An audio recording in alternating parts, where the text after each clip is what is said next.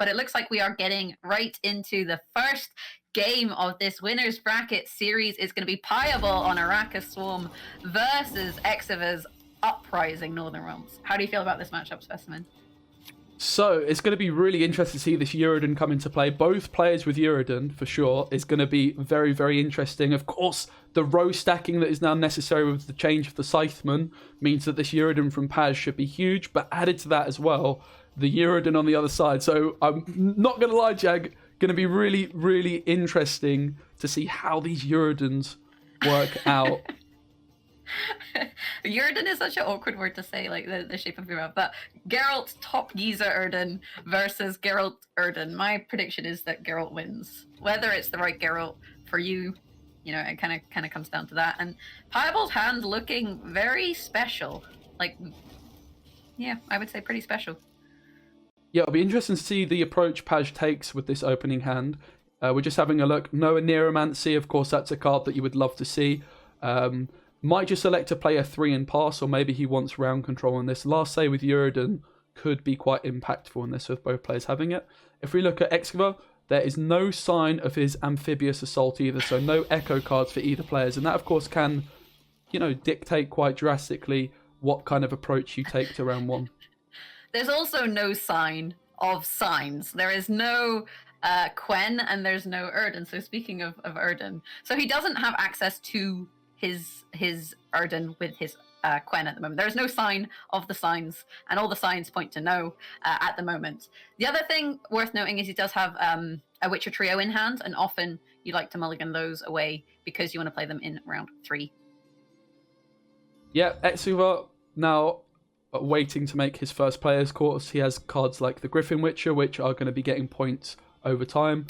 Elects to go for a Royal Guard, and of course the Royal Guard just has this fantastic ability to not be an engine. It's a cheap 4 provision card that does demand a bit of an answer, because if Paj doesn't kill this, which he elects to do, it's going to be impossible for him to kill the next engine that comes down. And what that means is, now Paj, we know he only has that 1 natural selection. He is anyway going to find it very difficult to answer this Griffin Witcher. So the Royal Guard really doing its job there for just a 4 provision card. Yeah, it turns out Royal Guards have been naturally selected as the inferior species and have gone extinct at this point. It's one of those cards where you kind of have to answer it because it's going to stop you answering a card anyway, right? If Pajabol was able to utilize the ability of the Radovid Royal Guard, he still wouldn't have been able to deal with the Griffin Witcher. So it's one of those situations where you may as well make hay while the sun shines. And the natural selection continues to apply the swarm to Pajabol's board. And look how he only has 1 card. It's only little beastie bugs, some of whom are premium. Can we just point that out? Only beastie bugs, and yet he has 14 points on the board. Yeah, also Xiwer could have decided to take this point buff with an Uprising charge on his Griffin Witcher to play around the potential second natural selection. Doesn't elect to do that, and he's going to be very glad because there was no second natural selection to follow up from Paj. So quite a nice start for Xiwer that he's got this Griffin Witcher down, because of course that 1 damage per turn is just going to be able to answer some of the swarm from Paj. I like this boost by Pajabol also onto the front row Arrakis, because Xiwer wants to kill Arrakises. He wants to squash bugs. He's basically pest control at this point. And so by boosting the front row one, you force the Griffin Witcher to attack one of the ones in the back row, which then makes space should you wish to play your Triss Telekinesis because she is row locked. And Pajabol's going to want to boost up these Arrakis relatively soon because, you know, the Griffin Witcher can squash the bugs. He is high quality pest control, and the more bugs he squashes, the fewer points Pajabol gets. Big commitment here from Pajabol, committing his Crimson Curse, one of the best cards in this deck, of course, recently buffed, and it is an organic as well. Now, that could just be because his hand is a little bit awkward. The adrenaline on these chimeras is a really interesting new keyword that we've got that can sometimes make your ordering not as ideal as you might like. These chimeras not able to quite yet get their adrenaline value, so electing to go for the Crimson Curse instead, and not really playing it for full value either. Certainly would have liked to have seen a few more cards on the melee row before playing this Crimson Curse. That is true, but on the flip side, if you do remove the engine potential of the Griffin Witcher, you know, that's still some points that you've saved, and Xiwer is kind of respecting the Crimson Curse, saying, you know what, you've got enough bugs, you're just going to boost them up anyway, 25 points to 7, I'm going to peace out of this round, and Pajabol has round control. Yeah, Paj getting the round control, but on the side of Xiwer, he got his Erlen down for that carryover, and also Crimson Curse going as well. I feel like he's going to be pretty content with that round. The Aneromancy has now been drawn for Pajabol. We'll see how much he elects to push into this round 2. Of course, Euroden being in play for both players makes the decision-making quite an awkward one. Did you just call him Euroden? Maybe. He's like Team EU. He is Euroden. Honestly, Jag, you're going to have to get used to some dodgy pronunciations. I'm just glad there's no bombs in this one, because they're the worst. That's okay. No casters can pronounce all the names of the cards anyway. Like, we get some of them wrong guaranteed, and people in chat will complain. So, just call them what you want at this point. But that does definitely show some EU bias, I will say. So, Pajabol at this stage, he has, 9 cards in hand, going down to 8 here. So he can afford to start to play cards, thin the deck a little bit. And I would say that's like making a move here. Yeah, he's certainly threatening a little bit. Like, Xiwer has to respect this as well. Doesn't know if Paj is going to go past this 7-card limit. Of course, Yennefer as well, off this Aneromancy, is a potential option for Paj, where he can really just put out a lot of points very, very explosively indeed. So, a Griffin Adept is the reply from Xiwer, not electing to go for his Griffin Witcher, which could potentially be beginning to remove some of these Swarm cards. And it's worth noting that Pajabol's hand for a round 2 is actually pretty solid. He has 2 Bone Talismans. He has Triss. He has his Erden, should he, wish to reset. So he's going to maybe try and sniff out Xiwer's hand state a little bit and, decide how far do I want to go. At the moment, he's at 7 cards, so he can pass and guarantee having 10 cards, having a long round 3. But he may opt to try and bleed a little bit out of Xiwer, just because he may be in a position where he has too many units, and there's not enough space on the board for him to play all his cards at this point. Yeah, another thing just going on from the decision-making of Pajabol as well is Northern Realms is one of the worst decks to try and bleed into round 2 if Amphibious Assault hasn't been committed, because it's such a powerful echo card that you can use in both round 2 and 3. We know, of course, Xiwer doesn't have access to that Amphibious Assault, but Paj definitely going to be fearing the fact that Amphibious Assault is going to play for a lot of points and also just trade for one of his good cards, but then still Xiwer will have access to that gold card in round 3. Also, I like the way he's splitting his rows here to potentially play around Euroden while still getting some explosive points from Yennefer if he chooses to take that route. Big moment in this game. Paj at 7 cards, what decision he does decide to go for. Knowing that Xiwer doesn't have this assault, I would imagine it's probably the correct play to push, but certainly the threat of this assault might impact Pajabol's decision making here. One thing I do want to point out is with the selective mutation, Xiwer opted to keep his Witcher trio. So he could have put the Witcher trio back into the list, into the deck, which is often something that you see players do because they intend to draw into it into round 3. However, in this situation, Xiwer opting to keep it because he only has Quen for 1 Witcher. And if he wants to use Quen for Erden, then he'd have to play Witcher trio from hand if he got to the position where he needed to play them into this round. So that is something that is, I would say, 100% worth considering. Xiwer respecting Pajabol's potential to 2-0. And Paj here electing to keep 3 of these leader charges. These leader charges would have played as 3 points each. And just going for that Yennefer. And I love this play from Paj. He swarmed nice and quickly. He has first say, which means that he's able to have played an extra swarm card compared to his opponent putting cards down. And also this Witcher student being buffed up to 4 points is also just stopping this value from the Adept as well. And really now, he's just asking the question to Xiwer, do you want to commit your Euroden now? And then I'm just going to go for a long round with my Euroden. Like, what are you going to do to keep up with me in this round 2 here? I guess the question becomes, does Pajabol get to a point where he also values bleeding an Erden over keeping a card? If Pajabol can get Xiwer to commit Erden in this round and keep his own, then maybe even if he is a card down, he has the potential to kind of stay ahead. At the moment, it's 43 points to 24.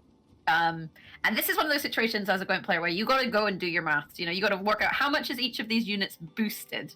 This is where roping becomes a thing. This is where you become a rope friend, is how much is each of these players boosted. So if I play Quen for however many points, which draws into Geralt for however many points, and I transform Geralt into a thing when I'm done, and I reset every single unit on this row. How many points do I get from that? And is it enough to catch me up in one card? You know, this is where the maths doing and the roping kind of becomes a thing.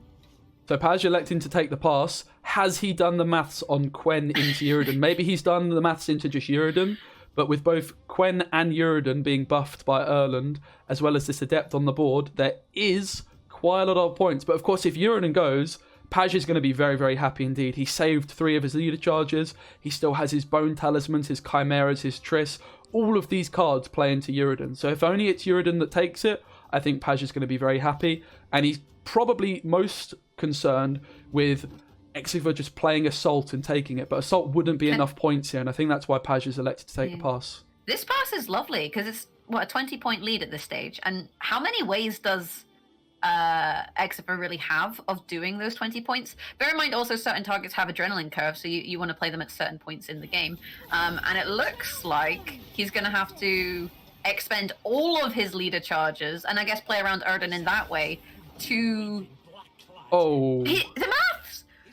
It's gone a little bit wrong there, Jag. That is awful to see. The rope didn't come in. The full leader has been expended, Jag, and the points just weren't there. So not only was the full leader invested, but also the card disadvantage comes in. I actually loved this line. It looked super clean. This Scytheman just playing into Uridan. But wow, that Paj has got to be super happy with this pass, and I love the way he played this. And Xiwer's going to be very upset indeed. Not only did he miss his assault, but also this full expend of the leader. Wow. The best part is I was literally just talking about doing the maths and how there was a lot of maths involved, and that's where if you're 1 point off, you know, it matters. Fully spending your leader there would have given you a way of playing around your opponent's Erden, you know, investing those points in a previous round. But as it was, the maths is off, and tilt is really impactful in Gwent. And if I'm Xiwer, I am tilted. I've literally just put myself at a big disadvantage. Well, there you go. And the that's how tilted you are. Comes in. I mean, you can't blame the guy. Obviously, Uridan being in Pajabol's deck, of course, a Neuromancy had been played in round 2. So knowing that Uridan access was there.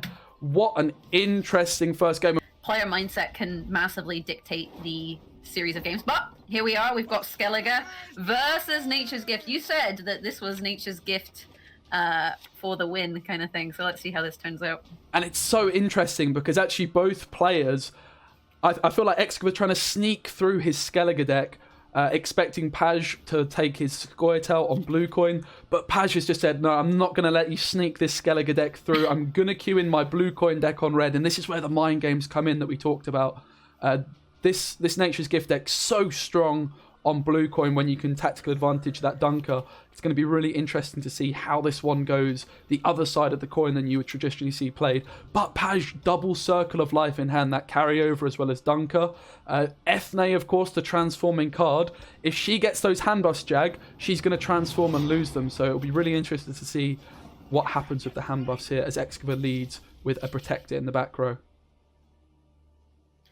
I do want to say, in terms of leader tier lists, which I basically use to just decide who should win games, Dana, although not top tier Scoia'tael, Francesca obviously top tier Scoia'tael, Dana Valentine's Skin I think does have the edge in this leader matchup in terms of my leader tier list. I mean, how do you feel about these leaders? Who's the better leader? Honestly, I'm not really attracted to any of these Scoia'tael leaders, to be honest. Scoia'tael's not for me. I would, if possible, I would just pick. Yeah, interesting phrasing, right? Leaders. Yeah, exactly. That's it. I would pick Yen every time, Jag, is what I'm trying to say. All right, it's always Yen. Oh, okay. I see. I thought you were saying you were like team, Bran, Harold, Heist.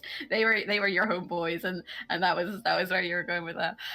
So Pajabol responding to the Protector with his Pyrotechnician and just kind of playing a little bit slowly at this point.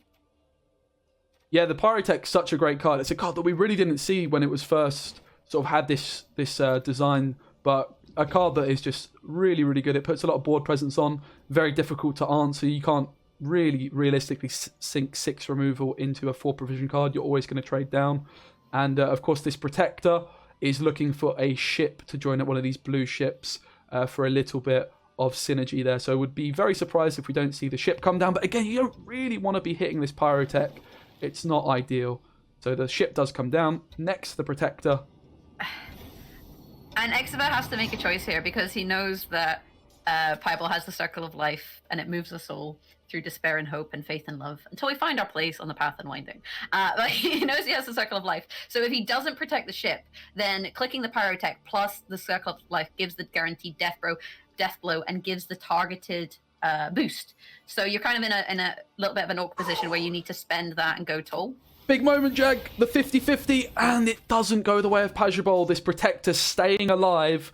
The tempering, of course, giving the Pyrotechnician that armor, meaning this was just 4 points of straight removal, but he loses the 50-50. Xiwer taking the risk to not have taken that ping with the long ship first, and it works out for him. Yeah, it's super lucky. It means that Circle of Life, if you do play it, you're doing 3 damage. You're not removing anything, and you're not guaranteeing your boost. So it's not very nice. And Pajabol's list, it's a bit awkward in this situation. You know, the ways he can do small amounts of damage are with things that he doesn't want to risk, like the Pavko, like the Dunka, for example. That's not really how you want to play those cards. So he's taken the YOLO and hit Ethne. He's hit the Ethne, so that is 2 points of fake carryover right there. We called it might happen. And of course, without the death blow on the Circle of Life, there is no chosen target. Potentially Gezderas and Pavko could have been some great options there. But just the random ping, Paj loses the 50-50 with the Pyrotech and loses, I think, the 1 in 5 with the Circle of Life. Yeah, I was going to say, it's a 1 in 5 here. So he's low rolling. Someone out there will go and do the percentage of what happens if you'd hit a 50-50. A 1 in 2 and then a 1 in 5. There's some maths there. But as casters, we all know that we don't do any maths. And Pajabol, he can't play his engines here, right? He can't play Pavko and he can't play Dunka. And it's kind of just allowing Xiwer to play bronze cards and thin his deck and set up his graveyard and just keep control of this round 1. Now, we don't have Exodia in Gwent Jaggeris, but Skellige's version of Exodia, I think, is this little ship pocket this Protector is sat in. It's going to be getting 2 points per turn, but of course this ship on the left is almost dead. So it's just such a nice clean setup for Skellige in its bronze core, getting lots of points per turn while also getting that bloodthirst and things that Skellige likes to do. Also, Gerd here is a card you want to play at Adrenaline 5, so you would expect Gerd to be the next card for Xiwer to come in. Paj still has access to these Circle of Lives. Do you really want to play anything in this situation of your Pajabol, though? Because you also have to be a little bit, wary of falling too far behind. And is he going to low roll 2 games? Oh wait, no, he has a death blow. I was going to be like, is he going to low roll 2 games in a row? No, he's not, because he does have a death blow. So Pavko is now 7 points of strength there, and much harder for Xiwer to remove in the future. Yeah, Paj just electing to lose 1 point of tempo, lose 1 point in this round, number 1, to kill the 2 strength unit. He could have done 3 damage, of course, but with this death blow, ensures that Ethne will not be getting any more boosts, because that would not be ideal. I mean, you can play round 1 Ethne. True. It wouldn't be ideal either, though, to be fair. It's just like the pendulum of fate has swung the other way in Pajabol, with a little bit of bad luck going into this situation. But like you said, here comes Gerd on his adrenaline. Yeah, Pajabol has no points. Yeah, and I think Paj has just been taking his Circle of Lives to just say, okay, look, normally this is a blue coin deck. I would like to just be sat behind the Dunker getting this carryover, but it's not happened this time. I'm just going to use my Circle of Lives and try and get as much carryover as possible. It would have been 4 points, but of course this Ethne transform means it is just 2 points. But, this Skellige deck, this Turgvi that's in hand, is going to be shut down pretty drastically by a simple Dryad's Caress. So, nice round 1, though, I think, for Xiwer if you're him. Didn't have to spend anything. The raiding fleet went down, which was the biggest commitment, but that, of course, does thin out the ship from the deck as well.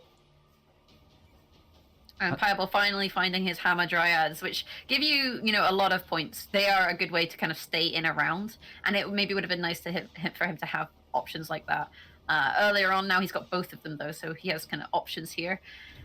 Do you think that Xiwer is going to sneak his Skellige win? We talked about this being a challenging matchup for him, but do you think he can sneak the win here? I'm not sure. It'll certainly be interesting. I think a lot's going to come down to how he plays this round 2. Of course, he did use his first Blood Eagle in round 1, which means if he was to Blood Eagle Jag this round, he wouldn't have access to it in round 3. So certainly going to be interesting to see how this round 2 plays out. Will Xiwer go for the long round? Will he try and do some form of a bleed? The Raider here is answered by a Rebuke, but that of course does set up a Raider in the graveyard as well for Harold. The Rebuke nice though, because it does mean that the Trent can come out to rebuke Xiwer should Pajabol wish to go down that route as well. And because it spawns this little Trent, it does also put him ahead, so it's a little bit extra tempo than you would expect. And this is where Xiwer has to make a call. You know, how long do I want my rounds to be? Do I have the tempo here to stay ahead? Can I risk losing a card? What can I get out of Pajabol? There's a lot of questions you have to ask yourself, basically, when you go into a bleed. Or you just YOLO a bleed because you're playing on ladder and you don't care. One of the two.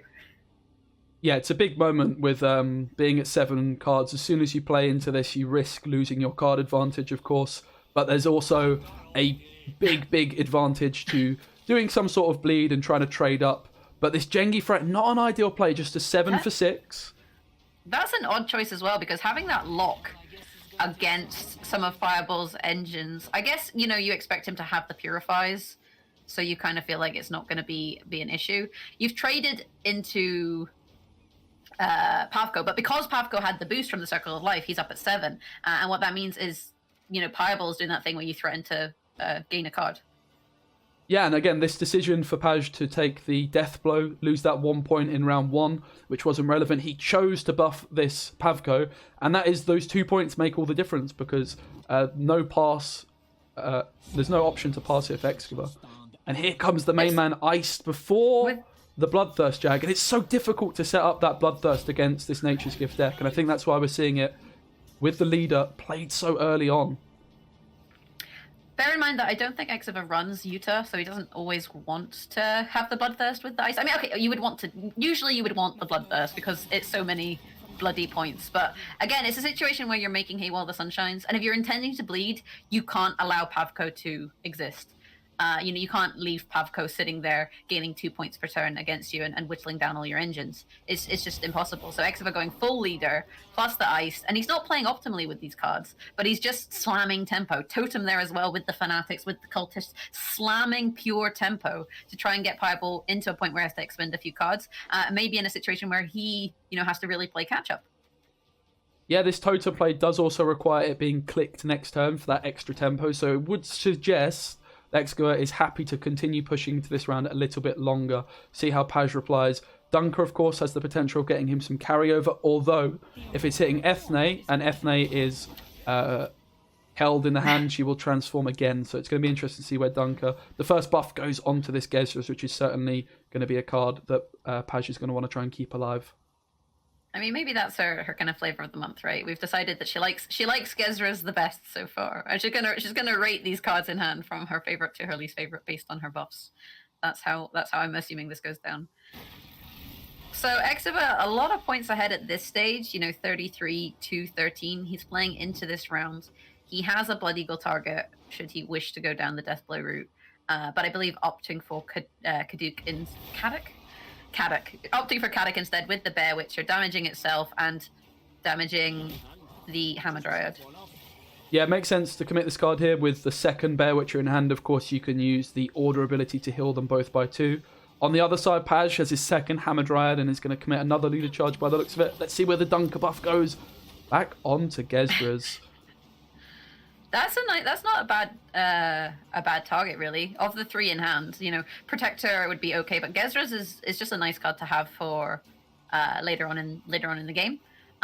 So putting points there, ideal. Putting points on East Day, obviously least optimal strategy. But Xiwer, like, when's he going to stop here? Well, it's a really good question, and I think Paj as well. Like, he's playing quite slowly, and I love these round 2 bleeds, Jag. I think it's one of the most interesting things we have in Gwent compared to open beta, where round 2 didn't really exist too much there. Just this round control and first say can really be very impactful in a bleed, and we've seen it's a big disparity between points here. How much longer will he be going, and how slow can Paj afford to play without losing a card advantage? I think this is probably where the bleed train stops. This is like final destination, all passengers disembark. I would imagine if you're Xiwer, just because you've clicked your Kaduk, so you've used your heal, you've kind of put as much points on the board as you can. There's not really a good option for Turgvi And I don't imagine you want to play your Blood Eagle for Harold unless you're going to try and 2-0. And I can't see him trying to 2-0 even with this points difference, because Pajabol, you've seen a lot of boosts going into his deck. There's a lot of points in pocket. Yeah, and a massive combo of nature cards here. We see Council into Forve, into Shaping Nature, and I'm not sure if this Forest Protector has access to a Dryad's Caress to stop the Rupture. You wouldn't want to Purify it anyway, though, right? It's taking 4 damage, but if you Purify it, you remove 4 Vitality, which is worth more than 4 points. So you're guaranteeing your Turkey value. Yeah, and this we've seen a few Treants land in the back row, which is good for Gezras. One in the front. Dunker still ticking along with this carryover. Blood Eagle, the last card for Excavar in hand as well. We've got doing the maths. You've got to do the maths here. So Forest Protector we just saw there has got access to a Rebuke and also a Tempering as well. So of course Rebuke getting that Death Blow value, but 2 Dryads, Hammer Dryad set up, as well as the leader ability means every nature card gets a +3. It is time for that 8-point Gezras. We're going to see a leader charge, the final leader charge committed from Paj as well. And what is Dunker going to buff as well will be interesting to see. Dunker, in fact, using the Order. And that is going to mean that Paj is ahead, I do believe, when Gezras hits the front row. These Hammer Dryads get their Vitality, so no pass. Yeah. Given. I suppose also in that situation, if you're saving the Hammer Dryad, you're only going to get 2 boosts from it that could potentially go on Ithne. Whereas if you get 3 points from the damage, it works out as more. And like you said, puts him ahead here on the 49. So it's really a no-brainer. And Pajabol showing Excavar how to do the maths in round 2 this time around and managing to gain a card. So a successful bleed, Specimen. I mean, it didn't go perfectly. I think it was a great effort. I think the long round 3 certainly would have been going to Paj. There had to be something had to be tried, but this carryover on the Gezras and the double Hammer Dryads with this Vitality just meant that Paj just manages to get that card advantage. And from here, with the Shaping Nature, the round 3 Ethne, it looks very, very good for Paj indeed. I mean, Pajabol could just be a hand model at this stage, based on his ability to play Gwent. Like, look at that hand. It's just golden from left to right. Figgis, here he comes to play to protect anything that Pajabol should wish he protects. And this is an interesting one because of the spawn on the Trent. I was going to say he could potentially deny the Death Blow on Blood Eagle, but the Trent decided to go front row. Yep, Harold does find his way in onto this Raider, but with the Figgis, with the Ethne, the Shaping Nature, he's got everything. What more could a man need? Maybe 2 extra points on this Ethne could have been nice, Jag. But of course, not meant to be. If only he had some extra points on Ethne, I think that would make the whole difference. I think this is the opportunity where I mentioned the Jagras scale of closeness. This is now a Gwent staple of whether a game is close. And this is how it works. If a game is a 2-0, it is not close. If all cards are played and the difference is 5 points or fewer, a game is close. Okay, Specimen, do you think this game will be close? I'm going to say a 5-point gap. I'm going to risk it, and I'm going to say no. I know. Oh, I think that's a risky prediction right there, Specimen. Do you think that if he had those 2 extra easy points? Yeah, that would have made all the difference, it's not going to make a difference. But this is what I'm saying about this matchup as well, Jag, right? It's super favoured for Nature's Gift, and I think it's really interesting the fact that even on this side of the coin, still just proving to be very, very difficult in this round 2 bleed for the Skellige deck. I think it had to be done. The bleed had to be attempted, but of course Paj was just able to stay I've got another ahead. question for you. Go on. If Pajabol had the same number of cards as Excavar, would it then be close? I mean, probably not. The card quality in this round 3 was just golden for Paj, right? And we see a couple of bronze cards on the side of Skellige. Okay, so if we imagine at this point that Pajabol doesn't play Gord, yeah, it's not close. It's just not close. And there we have it. How big is the Gord? Just, a wholesome 12 points on Gord here. Paj taking this one by How is 12 points 18 wholesome?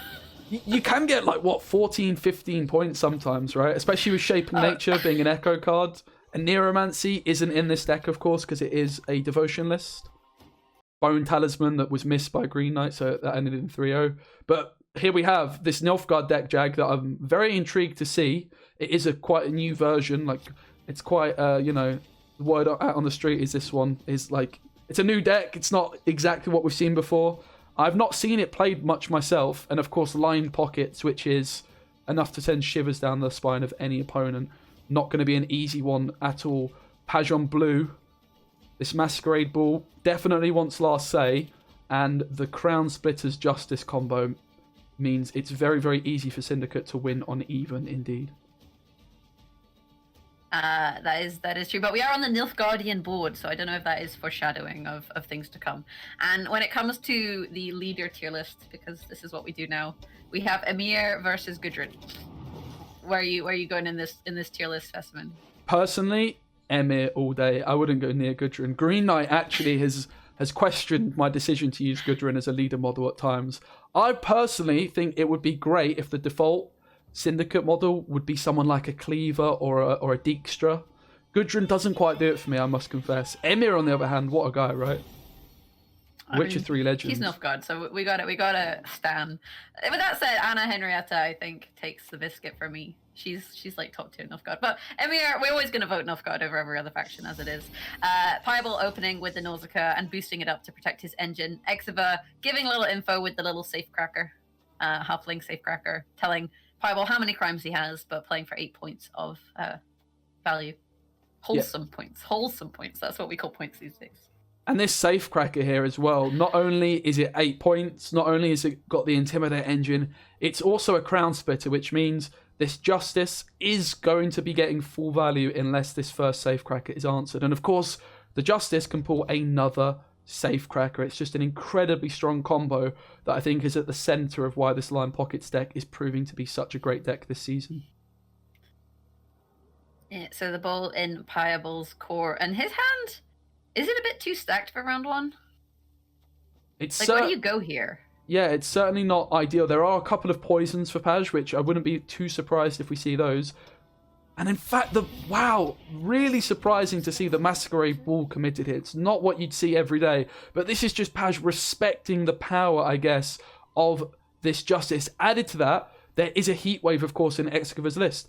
And the best chance that this Masquerade Ball does not get Heat Waved is in round one. The longer the round goes on, the higher the odds are that this Aneromancy, the Heat Wave, have been drawn. So the commitment of Ball... Not what you'd expect to see, Jag, but I kind of like this play. Yeah, Pajabol opting to get his ball out in round one, as that is the best chance for it to survive. Does he have enough aristocrats, though? He's got Roderick. Yeah, so Roderick could be played into a coup de grace or into something like that, right? Yeah, he'd have to play Roderick into another aristocrat or a coup de grace to replay Roderick in order for this to be successful. With that said, if he triggers Masquerade Ball once and gets a poison, he's killing this safecracker. And this is a situation for Xiwer where he's risking losing his blind eyes. It's not blind eyes. I'm mixing up all my choices, but for the Justice. Crown Splitters, that's the word I'm looking for. Although he's just drawn into another one, so I'm talking nonsense at this point. No, it's definitely... Crown Splitters are very, very valuable in this deck, with the Tunnel Drill as well, having some Crown Splitter synergy. And Paj, with this Masquerade Ball down, is now just playing some of his weaker cards. And he's just got this threat of the Masquerade Ball ready to go as and when. Also, this Cupbearer being another poison. So, Xiwer just looking for this one extra coin as well to get out his Flying Redanian, which will thin his deck and add 3 tempo as well to his round 1 plays. 3 extra points, I should say. And it makes Xiwer's life a bit awkward here, because you kind of have to accept in this situation that you're not going to win round 1. You don't have Heat Wave, and there's a Masquerade Ball on the board. Like, you're not going to win round 1. So then you have to kind of decide with your hand, how much do I play? What do I do here? How far do I go? And he's managed to thin his Redanian, but he knows that putting points onto that halfling, he's a big halfling. He's probably just a ling at this point. Putting points onto there is just guaranteeing the poison. So at this stage, he's just trying to thin Redanian, and Cupbearer, he does his thing, and the halfling is dead. And Xiwer quickly passes. Yeah, this shakedown play sort of almost conceding the round, just looking to... He over-profited by quite a few coins, played into the poison, but he thins his Flying Redanian out. Now, this Masquerade Ball seems like massive overkill from Paj, But of course, he is on blue coin, and he was just worried, I guess, otherwise, if he didn't commit his Masquerade Ball about losing on even. I am a little bit surprised with the double poison, but he does now have the round control. And of course, the Aneromancy, the Heat Wave were not there, which he might have just been expecting the Heat Wave to come and snap that Masquerade Ball up. Can we talk about the fact that he played Masquerade Ball in round 1 and didn't trigger any of the chapters? I know. Like, that's such a strategy. That's like a balls play, right? Here's my Masquerade Ball. Here's my scenario. I'm not going to trigger it at all, and I'm still going to win 29 points to 3 in round 1. But then, you know, when you win by that much in a round, you don't have those points for future rounds. Like, ideally, you actually want to win by as small of a margin as possible, because it means that you've invested, you've not over-invested into a round, which does sometimes happen. Yeah, and as soon as that Masquerade Ball came down, it just meant that Excalibur sort of knew he wasn't going to win this round, so he didn't commit that Justice or anything like that. And Justice is in the hand for Excalibur. However, there's not an abundance of, oh wow, just a proactive emissary. that is a play. It's not one you see every day, Jag, but that is a proactive emissary we've seen there. Yeah, that is a miserable play, is what I would say. But Pajabol, he can afford to do it, right? He's at 8 cards, so he's just maybe saying, I don't want to play this card in round 3. But then, do you want a long round versus Syndicate? I mean, judging by his plays, he's not really got too much choice of this Masquerade Ball commitment, and now this Emissary. I would be very surprised if he continues to play on in this round, and he does take the pass. Look at that BM by Exivab being like, you gave me a target here from a shakedown. Like, I don't need to set up a target to play this card and gain full value from it. I'm gonna boost your Emissary. Like, look at me. I am the Nilf Guardian now, basically. And Pajabol he's done. He's piecing out the round. He's like, right, that'll do. Yeah, this shakedown as well, playing for 4 coins of profit, which does take his pouch, his bank, to 8 coins in total, which does mean he has the full coin carryover. No need, of course, to use the leader charge and get the Flying Redanian out, because the round has already been secured. And we do go to a long round with no Masquerade Ball and pretty much no gold cards having been committed from the lined pockets. And a very stacked hand indeed. Jeez! Ooh! Look at Exiva's hand. He just drew, I mean, Aneromancy was guaranteed, but Aneromancy, Heatwave, and Kurt. That is a very golden hand. And Kurt, banished to the Shadow Realm. I guess you have the Aneromancy. You can find the Purify when you need it. I'm assuming that's why you would go rather than Bounty. And Pajabol's hand, on the other hand, not quite as shiny. Risky mulligan as well here from Exiva. Could have hit into a Crown Splitter. This Justice, of course, ideally putting a safe cracker. There is no bronze spender either. So this last mulligan could have bricked the Justice. Gets away with it. Finds the bloody good fun. Sometimes you just have to risk it. And of course that crime card is going to play for an extra point on the safe cracker as well. Yeah, we were there to find out if there was no justice in the world. But it turns out there is justice in the world of Gwent. At least for now. So Exiva, I guess, deciding how he wants to open. What's his proactive play here? That is a really good question. Doesn't have this access to just slam Justice because he doesn't have Furco. So I'm honestly not sure. Could we see an opening with maybe a Cleaver? Goes for the Aneromancy into the Pig, of course. That is going to be the opening play. Puts a Crown Splitter down on the board. Does have the option to spend 3 coins and make this an immune Pig, which is going to play for a lot of points. Specimen, that Pig is knighted. How dare you? How dare you? He is Sir Skewertooth. Thank you very much. But opting not to make the Pig immune. He may be knighted, but he is not immune this time around. No, and it's great to see as well the Sir Skewertooth see him play at the highest level. Card is one I've always really enjoyed. It's got that double Intimidate, so every crime card is a +2. And that immunity can be just so strong. Of course, now it's got the additional bonus of having that Crown Splitter tag, which is so useful, with cards like Cleaver benefiting from it, as well as the Tunnel Drill as well. And it does come Cleaver, one of the new cards that just entered the meta just a few weeks ago, and it is one of the most powerful cards, perfect for this crime deck. It's a spender, it plays a crime card, it's got Intimidate. What more could you need on a Syndicate crime card? What more could you need? You could need a Tunnel Drill. You know, that's always nice. Just to basically machine gun down Pajabol's board. It's not actually a drill, it's a machine gun in disguise, effectively. And it's one of those spenders that you can just kind of jam points, and you're trading up in value, right? Because if you've got the pocket, the little crown splitter's pocket, you're getting 3 points of value for 2 coins. So you're kind of coming out ahead. It's similar to a sea jackal when you're at max coins. Yeah, we obviously know how good Ewald was for so long, but this tunnel drill, if it's got that crown splitter pocket, is just a complete and utter board wipe at times. Even without the bounty, you can just clean up 3 damage for every 2 coins you spend. And of course, with line pockets, having access to these 6 extra coins from your leader, you can just put in so much damage before your tunnel drill can even be locked or answered or anything like that. The voice line, though, not as good as Ewald. We don't have 15 years in the sewer begging like a beast. This looks tough for Pajabol. You know, Xiwer has a lot of coins as well, so if he wishes, he can fill it up pretty much whenever and whatever. So, you know, Pajabol, if he does play assimilate engines, for example, his opponent can counter him by just taking those for himself. But breaking up the pocket, look at that. Very nice. Not all emissaries created equal. Yeah, and this is something you see quite a lot in the Nilfgaard versus Northern Realms siege decks when they're popular. These spies messing with frigates, the crew pockets. Quite similar here, the Crown Splitters have a similar theme going on. And Brathan's used as an emissary, of course, by including this emissary in his deck as an option.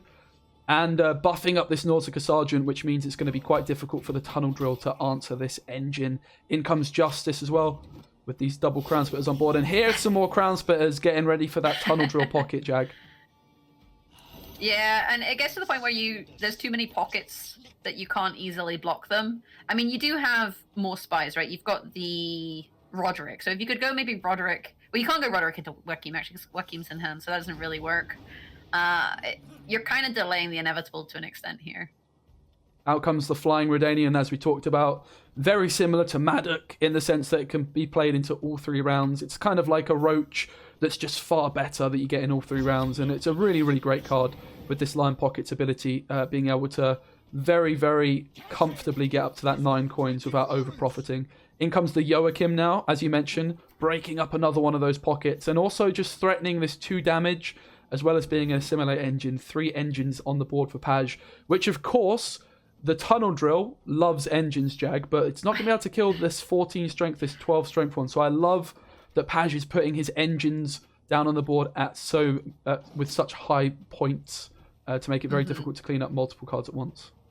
Yeah, and so he has Roderick into Cantarella and Coup de Grace as well, so he's got kind of a lot of choice with his gold cards. I'm wondering when Pajabol's going to opt for this double cross, because I feel like in this matchup you go early, because there's limited targets. And you say that the Tunnel Drill, you know, it loves engines, but not big, tall engines. But you know what does love big, tall engines? Weather, specifically heat waves of the Karathi variety. So you're kind of damned if you do and damned if you don't, right? If you leave them too small, they're going to get drilled to death. And if you make them too big, they're going to die a crippling death by dehydration. And here comes Paj. He's about to get completely drilled. There is a bit of an over-profit here. The bank was full, but look at that, just cleaning up this 12 strength card with just a few coins, and the drill just comes in and cleans up. And yet more is going to happen because Brathan's getting peppered down to 2 strength as well, and Dip in the Pontar is certainly threatening this Brathan's, even if the drill is answered by Paj. What timeline do we live in where a bank can be full? The bank's like, no, sorry, we've already got too much money. You can't put any more in the bank. You know, well, apparently Novigrad is that sort of place. What does Pajabol do here? Because you kind of need to deal with this drill, right? You want to kind of deal with it, but it's not really the invocation target that you love, because you're putting it into your deck. It's not something that you really want to play. What's he going to do? Menno. Joachim into... He's just going to do nothing. The answer is nothing. Yeah, and the problem is if you answer this Tunnel Drill, there's other ways of your engines being answered, and there's other uses for these coins, such as Philippa. The drill is just able to spend so many of its coins in one go. And here comes the early leader as well, and it finds the Jacques, which is probably the best card he could have hoped for. With no coins, cards like Philippa are going to be very, very useless for Paj. But he gets that Assimilate proc on his Brathans, putting it to 4, which means that a drill can't kill it straight away. Also disrupting these pockets of the Crown Splitters as well. So drill is now doing 2 damage for 2 coins. Very similar to what an Ewald would do. Jacques actually a really big high roll, you know, because there's 6 cards there, so you do the maths and you're drawing into 3. So there's some maths going on that tells you your odds. But Pajabol managing to find the Jacques the best target by far, I would say. Heatwave would have been okay. Gord would have been okay because he's played a few special cards. But all things considered, he found the target that he wanted. Yeah, and I just, again, these Joachim pulls hitting these Slave Hunters has been really nice for Paj because it does give him some engines that are very difficult to remove. And I really like the fact he's prioritised his coup to his Joachim again to get those high-strength engines. In comes a Vigo, electing for a poison onto the pig, which of course is not immune. Not sure if that's exactly what he would have been hoping for off of his Vigo. But if I think the other options were there was Hunting Pack and something else. Hunting Pack you don't really want either because you've already thinned. You know, Vigo's lovely with Hunting Pack when you haven't thinned, but when you have thinned, it's a bit like underwhelming. And unfortunately, Vigo, he took a dip in the Pontar. He cannot swim. He was never taught to swim. The Novigradian swim school is closed due to COVID, so he has now drowned. Is no more.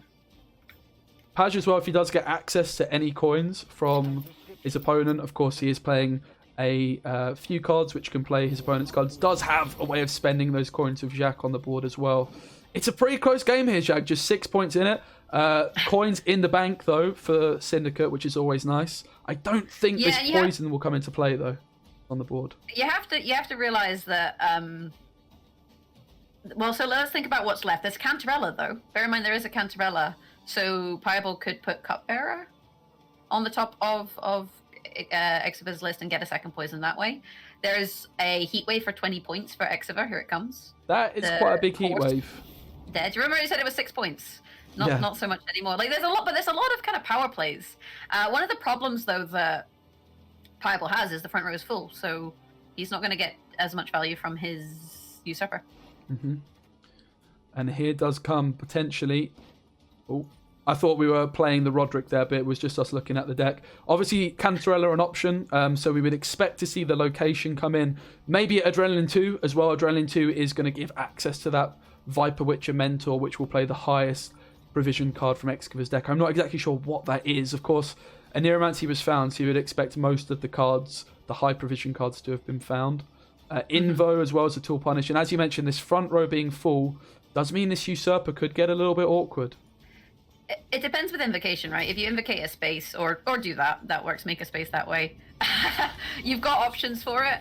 And Invocation's a bit of a flexible card, because if you invocate a target, you also then have the option for it with Roderick. So you don't necessarily have to go for Cantarella. Although I feel like against Syndicate, these Invocation targets aren't really things you want to play.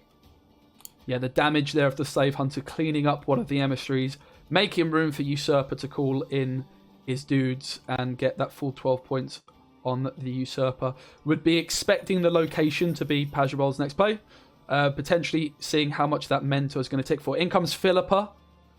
Again, clogging that front row on the Usurper. Of course, this is going to deny any agents boosting. But you could invocate the Usurper. That's very true. And play him again. That is very true indeed. I don't know. That's a risky play. I think that's a risky kidnapping, right?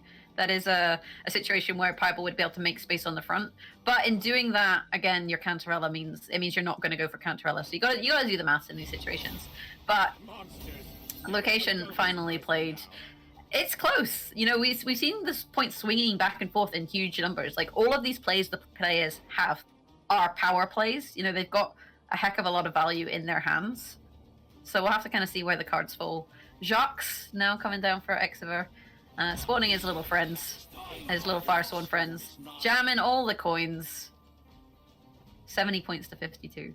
Yeah, this Mentor playing for 8 points, and that's because it is Furco, is that 8 provision card that Xiwer has not managed to play that is still in his deck. Here will we see the Cantarella combo, the Joachim goes on top of Xiwer's deck, and we could see potentially that Invo that you talked about. Here comes the Cantarella. Onto the Joachim. Are we going to see a board clog here potentially? We're not. And the follow-up poison is found. The high roll of the Fangs. In comes the Gourd. But it's not enough points for Pajabol, right? You've got the invocation there, but Xiwer 4 points ahead, managing to make this a series. And That, by the Jagger scale of close games, that was a bloody close game. Skellige. What an exciting end to that last game it was. I thought Paj had done it, honestly, Jag, with this Joachim into the Fangs.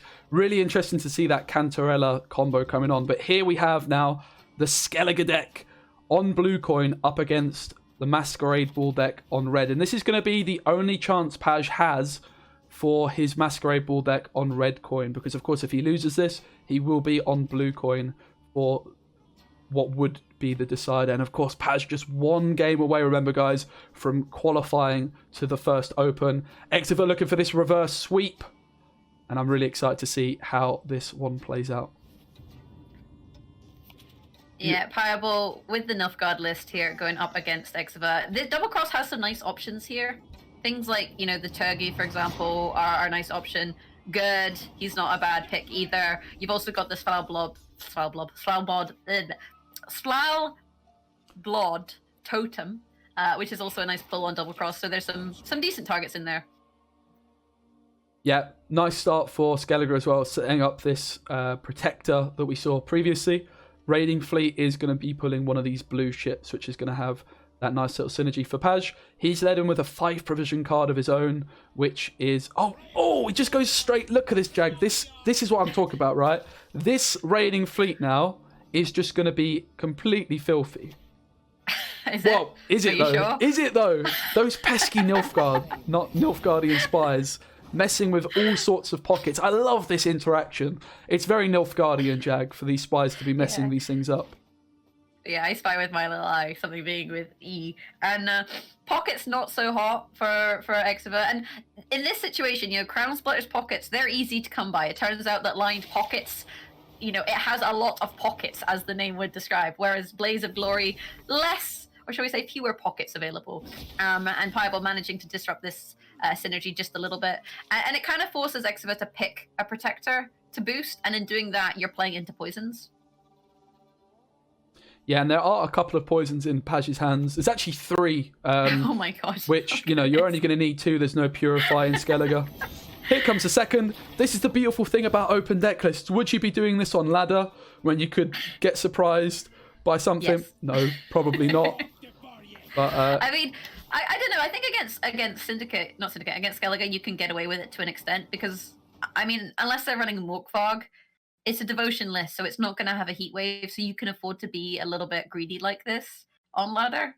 My most sincere apologies. I have had a stinker just there. I have closed the wrong thing. My apologies. Classic. Letting the team down. It'll be right back here.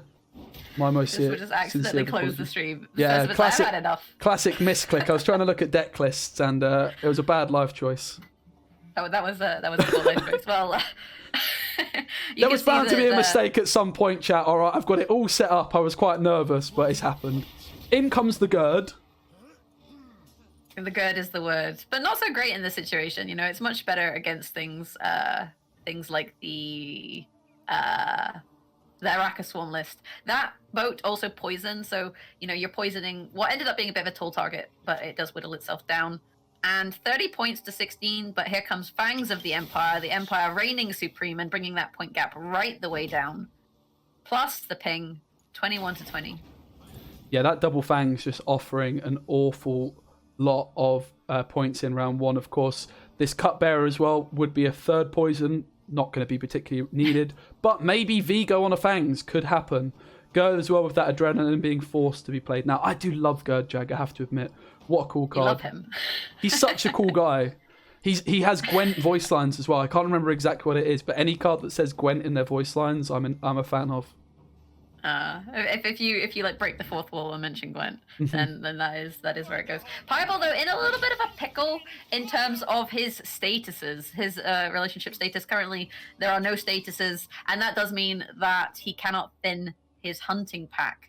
So this is a little bit of a problem with the Vigo play because you'd love to use it here. I tell a lie, he's got spies. What am I even talking about? It turns out his status is spying. Jagger, stop talking. But also, this is where adrenaline can really come into it, Jag, as well.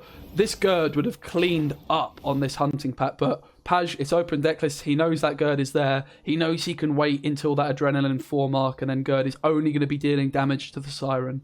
So these hunting packs not being punished by the Gerd. And Paj is ahead on this, looking to take this one on even, applying a lot of pressure. Of course, these protectors just really didn't play for many points, but there is a hunter and a raider down on the board. And this back row is looking very full, and a very gold-heavy hand for Xiwer as well. It'll be interesting to see. Gold-heavy hands for both players. Like, the thing is with Xiwer, he's kind of gone too hard here. You know, like this Vigo play was huge, and you kind of knew it was coming.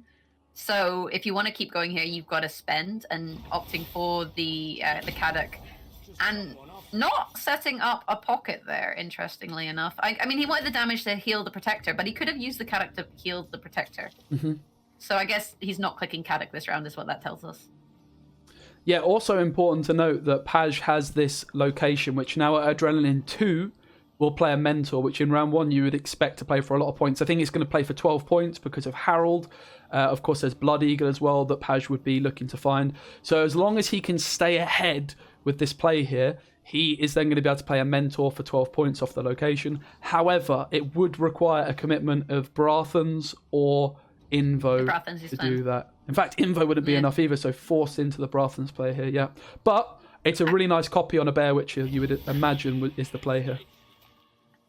Yeah, there's a lot of solid options here. You can also, you know, look to copy, you know, a raider or something like that if you want to set up your graveyard. But this also means that you'll have targets in your graveyard should you end up with Skellige Resurrect cards off of things like your Double Cross and stuff. Like you have options. Although I don't think there's a way you can necessarily find a Skellige Resurrect. Oh, Harold. Harold is a Resurrect, right? Yeah, and here we have Paj now 9 points to the good, and we know that he's got this Mentor that could be played as well from the location that is in his hand. In comes the first Blood Eagle, of course. This is going to be coming back into the top of the deck for the Skellige player in round 2, but it can only be used twice, so a bit of a commitment. And Vabjorn is the play, which thins the deck a little bit. Not the most points that could have been found, but just a bit of a deck thinning play. I think at this point, Xiwer's just trying to get ahead. He's kind of just trying to bleed out Pajabol. He's seen Brathens come out, so he knows that Pajabol's hand is pretty stacked. So he's thinking maybe I can play Vabjorn, I can thin my list a little bit, and I can get something good.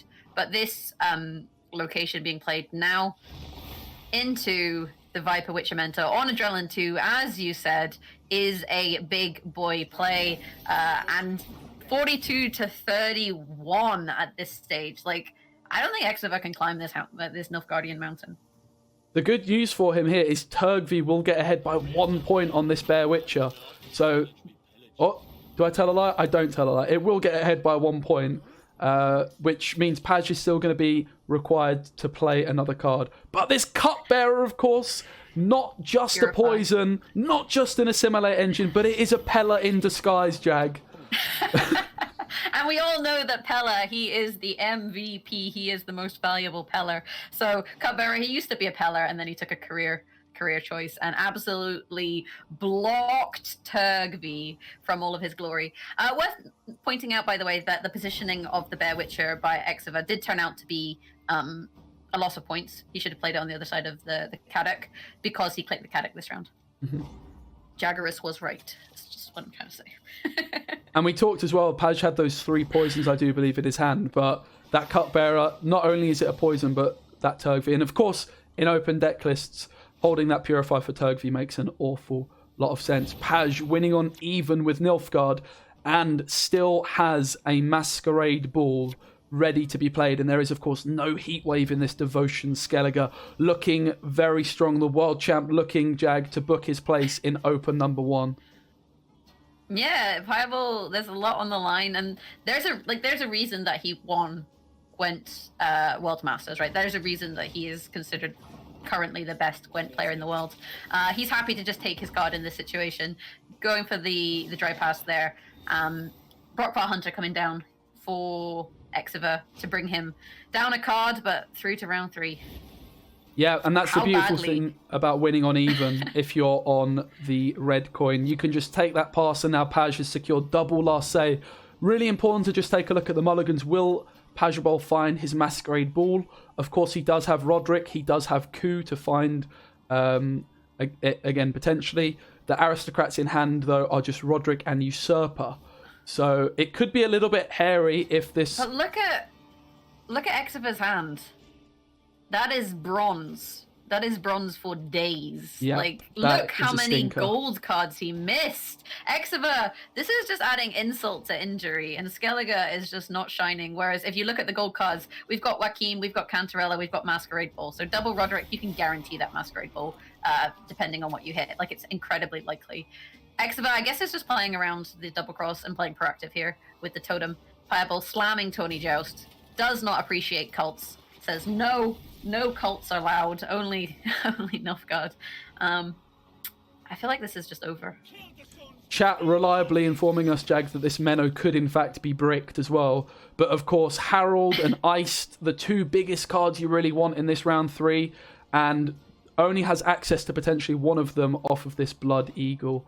Yep, this Menno certainly is bricked, and there's 3 cards that this Roderick could pull, being Cantarella, being Joachim, and being Masquerade Ball, and it does find the Masquerade Ball the first time of asking, which is really important, because that is going to mean that Paj does have the double aristocrat to proc this ball. That's going to be the Usurper in his evolved form is an aristocrat, and the coup on to the Roderick as well can play up to 2 aristocrats if it plays into Joachim. So certainly good to see it.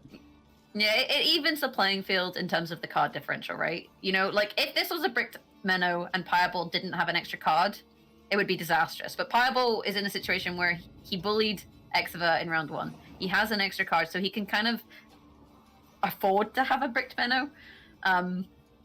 That's kind of thing. And he can use it whenever he wants, just as a kind of get out of jail free card. I don't want to play cards into this round. And Exiva, on the other hand, he missed so many cards. Like, these draws are just, they're just quite sad. Like, I feel bad for Exiva in this situation. And this Thirsty Dame being allowed to live. Andy in the chat as well came up with another line of play. It's lovely we can interact with chat on this one, Jag. It's not like a usual open. We are live with the chat. So if you guys have got any ideas, let us know. There is the option with this Raider to actually kill the Roderick. So you take that -4 points, essentially, because you're doing 2 damage to yourself as opposed to 2 damage on your opponent, netting 4 points less. But it would deny that coup onto the Roderick. And it could have been a really interesting line of play. We've not seen it yet, but it's still an option. No, but Pajabol can play around it. He has double last say. Mm-hmm. Yeah, double last say. So Pajabol will just be like, Pajabol will just be like, I'm just gonna, like, if he smells it, which he probably does. I feel like Pajabol has a really good sense of smell. As an expert on Pajabols, like, if he can smell the potential to remove the Roderick and kind of deny value that way, I feel like he will play around it. And if he doesn't play around it, the thing with the Usurper is it still plays some spies, so you still have a coup to target if you don't click. Is he going to click? Is he going to click? I hope there's not been a rope here, Jag. Where's the poison go? Do we Where see does the poison go? It is. Okay. Oof.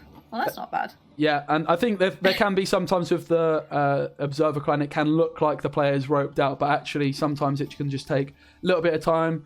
And even though it looked to us that Paj ran out of time there, he probably did get that chosen pick with his Fangs of the Empire. Also, he took this leader, hitting the Great Sword. This War of Clans, or Clash of Clans, I beg your... War of Clans is War of Clans, I doubted myself. Right. Clash of Clans is a mobile game. Yes, and Blood Eagle wouldn't be... Well, it would be 2 points for Paj. So the Great Sword, while a pretty lackluster leader ability, is the best that he could have hoped for in this situation. I can't believe that casual product placement going on right there. I'm shocked. One thing that Pajabol does have to be aware of is Blood Eagle, right? You want to kind of play around the death blow as well as you can. And so far, Exiva not found the death blow, but with the 2/2s on the board now, I feel like he is going to at least be able to find his gold target. Pajabol, he can taste victory. He's got to be feeling so confident with this double last say. Masquerade Ball having gone through, the Thirsty Dame having not been answered. And it is looking as though the man may have done... I don't want to speak too soon, Jag, all right? I don't want to speak too soon. We will let this one play out. But it looks like an absolute mountain to climb, even with this Menno that is playing for just 2 points. Yeah, you got to do that caster thing of, but, maybe he'll come up with a plan, or maybe he sees a line that we can't see where he can find a way out of this Masquerade Ball. It turns out he's put his mask on incorrectly. He cannot see the exit, but Exiva, he's going to feel around in the dark and try and figure out his lines of play here to kind of get out of this. Has things down. He can't use the Raider for damage anymore because that play has been played. Pajabol ropes out and then plays the dead Menno. What a play from and it puts him Paj. on even. He's playing 2 points for 8 provisions and he's still walking it. Like it's got to feel painful for Paj that this Menno has bricked, but at the same time relieved that he's not seen iced, and he's also not seen that Harold. He's probably got quite a lot of intel.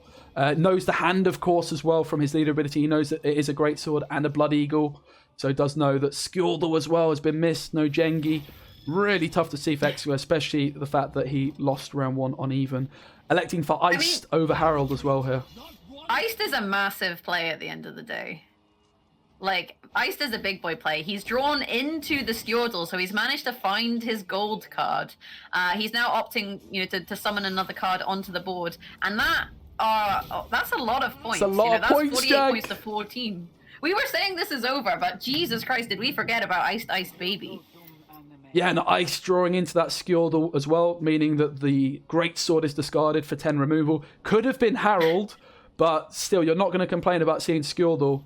And let's see how Paj manages to do that. Let's not forget, the ball is still going to be able to be procced a little bit further. But wow, it looked as though Paj could do no wrong. It looked as though this 2-point Menno was not going to make the difference, but maybe it will. What an interesting finish. It's a 25-point game as we stand. Which gives Pajabol plus the Hunter ping a 37 point hill to climb, and drawing into that Skjordal that's a big boy draw. That's a serious amount of points on the board there. With the damage here onto the Great Sword, killing that off. 14 points to 50. 1 chapter of Masquerade Ball, 1 Invocation, and 1 coup de grace. Will Pajabol find victory? He does have Joachim. He can go Roderick into Joachim, into a big boy play. He's got Invocation onto at least a 10. So this is a Skellige mountain to climb, but it may be that Pajabol is a mountaineer and he's scaled Everest in the past. We'll have to wait and see. Yep, as well, this Joachim, which is probably going to go coup into Roderick, into Joachim. Be interesting to see what he pulls. Of course, does have the option of going Invo onto one of the Skellige cards, which means this is going to be the top card pulled from the Joachim. Let's wait and see. Is it going to be enough points? The Roderick comes in. It was Skjordal that was taken. Skjordal. Mm-hmm. And the Joachim has still been found. There was a chance he could have seen the Cantarella here. Finds the Joachim into Skjordal. The Fangs comes down. The poison cleans up the Raider. It's going to be a close one, Jag. It's going to be an incredibly close one. 19 points to climb. You've got... I don't think it's quite enough. We talk about the Jagger's scale of close games. 13 points plus the 5 points of damage. 38 points to 34. An absolute nail-biter. We thought the Expo was down and out, but actually coming out on top and making this a 5-game series. The deck that Pajabol had been targeting, and this leaves Northern Realms versus Nilfgaard on blue, Xiwer, Northern Realms on red for all of the marbles. Let's go. It all comes down to this. The reverse sweep is on for Xiwer. Can he beat the world champ and book his place into Gwent Open? We wrote him off, Jag, at one point. I certainly did. I thought it was all over. But he has continued to play some very good Gwent indeed, despite missing some key cards in that last match. And, of course, Paj on blue coin with his Masquerade Ball. Normally, if you're Nilfgaard, you fancy your chances against Northern Realms. As someone that plays a lot of Northern Realms, Nilfgaard can be a bit of a disaster. Round control going to be really important in this one, Jag. I think if you're the Northern Realms player, you're going to want to win round 1. You're going to want to bleed out that Masquerade Ball. It was a tactical cast there where we pretended like Xiwer was out so that the ending would be more hype. Good job, Specimen. We done well there. One thing I want to talk about quickly here is Double Cross Erden, top Geezer Geralt. Is it going to shoot Xiwer in the foot? That's a really interesting point. There is a way of playing around it as well with if you just Quen into that Uridan. That is something that is Going to be really interesting to see how that one plays out. As you mentioned, if Uridan is in the hand of Excavar, that can be a bit of a disaster because Paj's leader could play for so many points. Paj does have, of course, first say and has the ability to get his engine down first with his Assimilate Slave Hunter. Tourney Joust as well can clean up this Royal Guard here. Round 1 is going to be a really, really important one. And only 1 Fangs for Paj as well is not ideal. You would like to see, if you're him, a couple of poisons. This Cantarella as well, not particularly, ideal to have in your opening hand either, because it is just going to be a high roll play. This opening hand is garbage. Like, it's not the hand you want. You've got double sergeants as well, but you really want to play, a sergeant or 2, and well, not really 2, but get your sergeant down and use it to kind of as a soft engine along with your assimilates. You want cards that play into assimilate, and right now you don't have that. Although anything Northern Realms can do, Nilfgaard can do better. Griffin Witchers. And we see the synergy there of the Slave Hunter with the coup de grace. I think one of the original lists that came from the Chinese community was playing the 4 provision assimilate cards, maybe 1 Slave Hunter, but I'm fairly certain in saying it wasn't playing 2. So this list that Paj and Green Knight both took, you see the synergy the Slave Hunter has with the coup. Being able to answer your opponent's engine while setting up one of your own is an incredibly powerful thing in Gwent. Yeah, so Erlen coming down, boosting the list. And I think when it comes to Erden, Exava is not going to have that in hand. Unless he gets into a situation with his Witcher trio where he can't afford to mulligan the Erden, I think you mulligan the Erden because you have Quen, right? But then, on the flip side, Pajabol can invocate. He can invocate the Quen, not the Quen, the Erden as well. So, there's so many ways that this Erden, top geezer that he is, can absolutely ruin Exava's day. Oh, dear. And last say as well. If it comes down to last say, that's what Exava wants, because Exava can then last say the Erden, and then Pajabol can't take it from him. And as always with Northern Realms, it's important to know, is there an Amphibious Assault in the hand? And there is not either. So it'll be really important to check out the draws of our Northern Realms player Exava here going into the second round, because the difference between drawing Assault and not drawing Assault can be astronomical if round 2 is relevant, if the bleed does happen. Certainly Paj is going to be hoping that round 2 is not much of an affair in this game. He's going to be hoping to win round 1 here, probably just take that dry pass and have last say with Masquerade Ball, I would assume is his hope. Hand is looking awkward though, Jag. Yeah, so far he's had a relative control of the round so far, using bronze cards and manipulating the board state to deal things. With that said, he can threaten the poison. And the thing is, Exava, I think you sometimes do have to respect that, right? Because if he plays the Fangs of the Empire, he poisons Erland. Erland is poisoned. Yes, you can maybe transform him and deny the poison that way. But you're also getting deploy abilities, and Exava, not realizing that Pajabol kind of getting into a bit of a squeeze with his cards, has opted for the pass here. Yeah, and Paj takes the round very comfortably, does elect to pass. It'll be interesting to see if he elects to bleed. Of course, now he's secured that last save with Masquerade Ball. Bleeding into round 2 against Northern Realms that hasn't committed Amphibious Assault doesn't seem like the most appealing thing to do. Will we see Assault being drawn as well? Look at these draws, though. Witcher Trio is like, hey, I heard you like Lambert, Vesemir, and the other one. His name's Esco. I do know that, but I'm being mean. I heard you like Witcher Trio, so we drew you some Witcher Trio cards, so you can't mulligan anything else. And no Amphibious Assault yet again. This is the big one, the last one. There it is, Jag, on the last mulligan. Now, of course, this is only relevant if Paj does elect to push into this second round. And do we see the high roll? Oh, we see the high roll Alchemist strongly suggesting Paj is going to pass. We could see a complete high roll and a steal of one of Excava's best cards. What are we going to see? Take my MS3, Paj says. What are we going to see? Oh, it's a Quadrunny Knight. That's fine. Excava's going to be absolutely that's a fine good with pull, that. because if you pull that off of Joachim, you're grinning, right? That gives is you very Joachim true. some pretty spicy value, and trading that for an emissary is not too bad when you are going to try and steal your opponent's Erden. One thing that we did just find out, by the way, from Exava is that his favorite Witcher trio is Lambert. He had all 3 in hand, and he chose to keep Lambert, which means that he is a fanbert of Lambert compared to Papa Vesemir and the other one. That seems weird to me, honestly. I could not think of anyone who would keep Lambert in their hand. I would always mulligan. If I had the choice of playing the Witcher trio and no Lambert, I would. I'm only joking, Bane's here.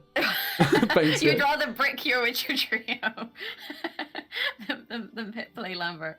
Okay, so I would always, if I choose, I would keep Vesemir. I'm a fan of Papa Vesemir personally. Does anyone ever pick Eskel? Like, no one's like, oh yeah, you know who's my favorite? Eskel. Eskel's like, he's almost like the Shani. I guess that would be like the Shani of Yennefer Triss and things. There's probably someone who's like, there's like, I like Eskel, he's the best. Also, I pick yellow team in Pokemon Go and I eat blue. Xiwer takes this assault onto the Royal Guard, just flexing a bit, saying to Paj, look, if you want to push, mate, I've used my assault, I've got more points where that came from, and I'm still going to have my assault for round 3, so this bleed from Paj doesn't look particularly attractive. That does mean, if he does take the pass, it will be a long round 3. Of course, he knows this matchup, you would imagine. He knows if he fancies his chances in a long round 3 against this Uridan with last say. I would be very surprised if he can push into this second round with how strong this amphibious assault play is from Xiwer. It's really, really, not an attractive thing if you're the Nilfgaardian to push into this, because you're just going to trade one of your gold cards for an Echo card ultimately. Yeah, Pajabol, I guess, respecting your opinion. Even though this was half an hour ago. Respecting your opinion, Specimen. Opting for the pass, going into the next round, carrying over his set up location card such that he can Cantarilla as and when he wants. Let's have a look at these draws, though, because the draws on the doors could have a big impact for Xiwer. There are, like we said, bricks in his hand. There's certain cards he'd like to not have in hand, like Erden, who just got mulliganed. But he is risking. There goes Eskel. Is Vesemir coming out to play? No, Leo has saved the day. So, oh wait, he has one more mulligan. I forgot he's got an extra mulligan, so he can actually afford to be greedy. Some nice gold-looking hand for Paj. I would assume this Menno has not been bricked this time. I think the coup de grace was mulliganed here, so coup is going to be an option from Menno.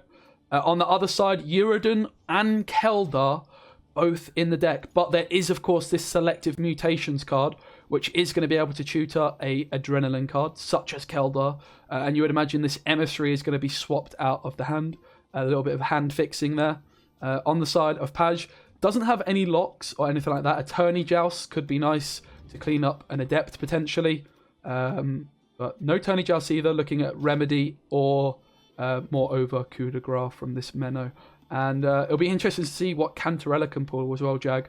No real gold cards committed yet, so there's no great golds in the graveyard to steal and play like a Keldar or something like that. If that can be poisoned quickly, would be a great option from this Cantarella. And using a leader charge there to play around the Tony Joust, as obviously Tony Joust does not care for your shields. This double cross, what is he looking for? If you're Pajabol, because Erden obviously got mulligan to play around that. What do you want?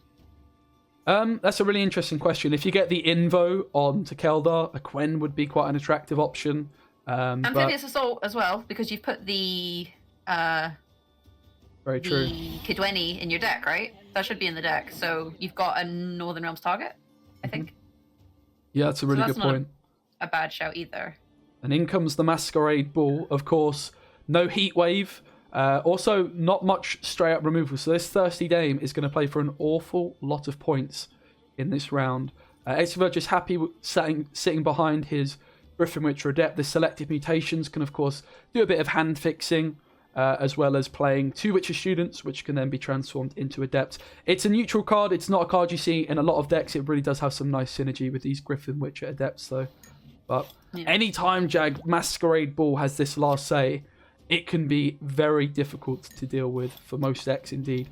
I'm really looking forward to seeing how these 2 big point slam decks work out into this long round 3, especially, these Scythemen getting reworked and this sort of new take on Nilfgaard. It certainly feels like a fresh matchup. So, Xiwer opting not to draw the Keldar tells us that he doesn't want to play both Erden and Keldar, and I'd imagine it means that he just doesn't want to play Erden in this matchup.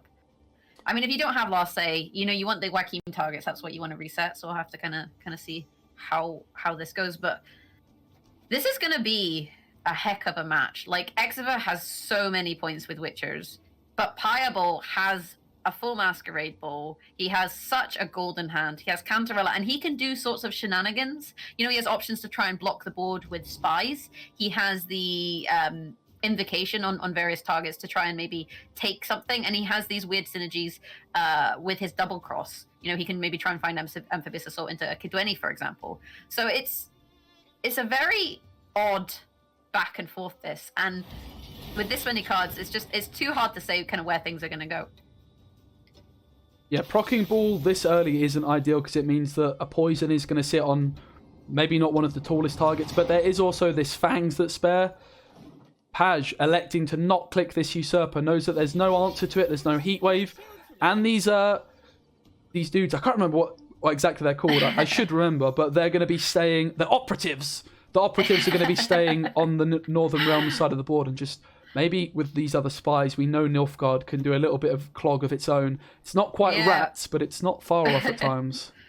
Pajabol, I guess, opting to be the clog champ of this round. And Xiwer, you know, he has to be very cautious here in terms of the amount of space that he has, especially with the Smoke Them Out, for example, spawning volunteers. Pajabol kindly poisoning off one of his cards and making a little bit of space there. But you've got to be cautious with things like Cantarella, with things like Roderick, with things like Wakim, with the Brathens into another spy. There's a heck of a lot of units that Pajabol's just going to be jamming on your board.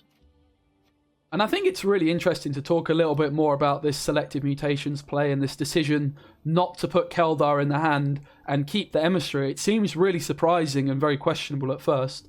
But if Xiwer is expecting to have his board clogged by spies, a Keldar that's spawning Witcher students is not going to be very useful. In fact, it could end up being counterproductive because he might run out of board space. So it's a really interesting decision, of course, as well, respecting the leader, the double cross leader. It's not a card you want to be giving Pajabol access to. So really interesting decision to not take that Keldar and in fact keep this 6-point emissary instead of it. One thing we haven't talked about, though, also is Xiwer's ability to deny the Erden with the transformation. Mm-hmm. So he does have that option should he decide to play the Erden with his Quen to, say, reset the Thirsty Dame or the back row or what have you. He's got options that he can just transform it and deny Pajabol from trying to take it or from trying to coup de grace it, because Erden, you know, he's not a very big boy. He's a big boy, but he's not a very big boy. If that makes any sense. I don't think it does. It makes sense, Jag. Yeah, like coup on Uridan could just be completely game-winning, right? And Quen is, if played at Adrenaline 3, able to give it a shield. And also, on top of that, as you've mentioned, you can transform it for an Adept for an extra point as well. So I really wouldn't be surprised to see this Uridan nicely shielded or either transformed as well to deny that play. Paj as well, putting down that poison on this 10 strength volunteer. We did get news recently, Jag, that we might be seeing some premium tokens added to the game soon. And that would be really nice to see these volunteers in full premium form in the future. You want premium volunteers. That is the token that you're most excited I about. tweeted at Ryan saying I wanted it. Yeah, Northern Realms all day, mate.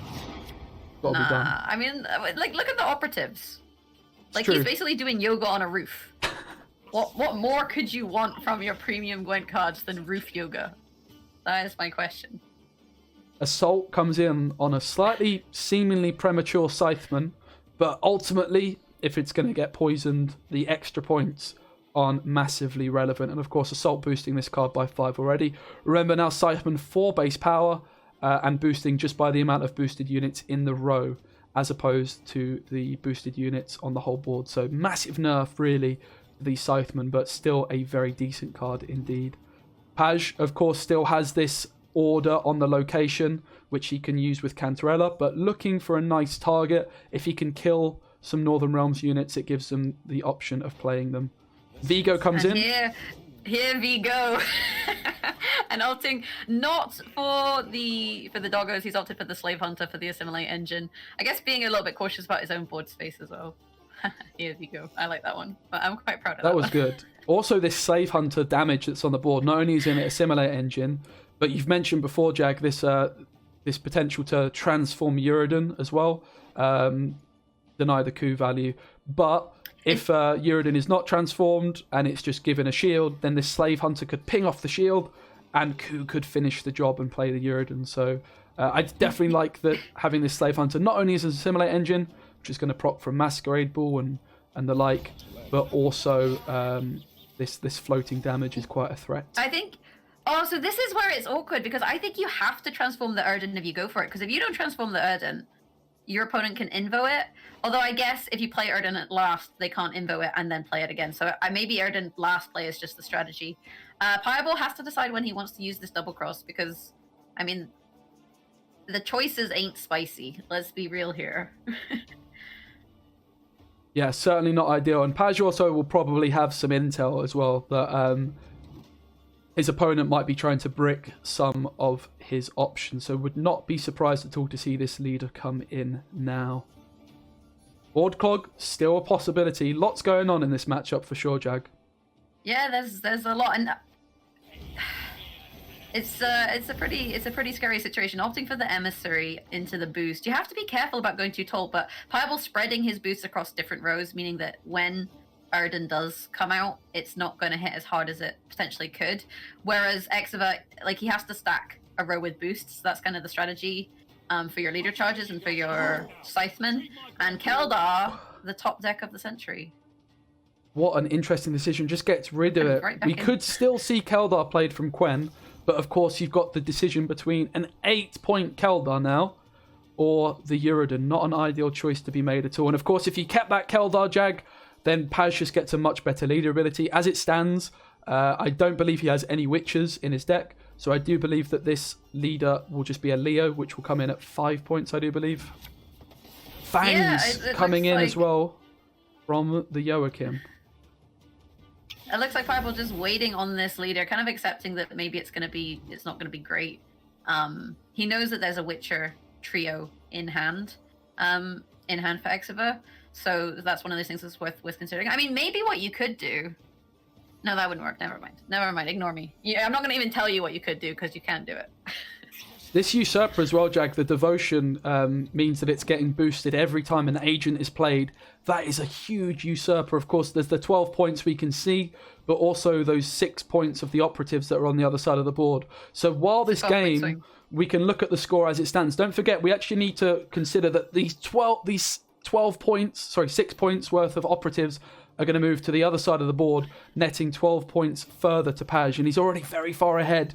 Cards like Brathens and Usurper and Masquerade Ball, so many points, as well as this Cupbearer and Vigo, the Assimilate. It's looking, again, very strong for Paj.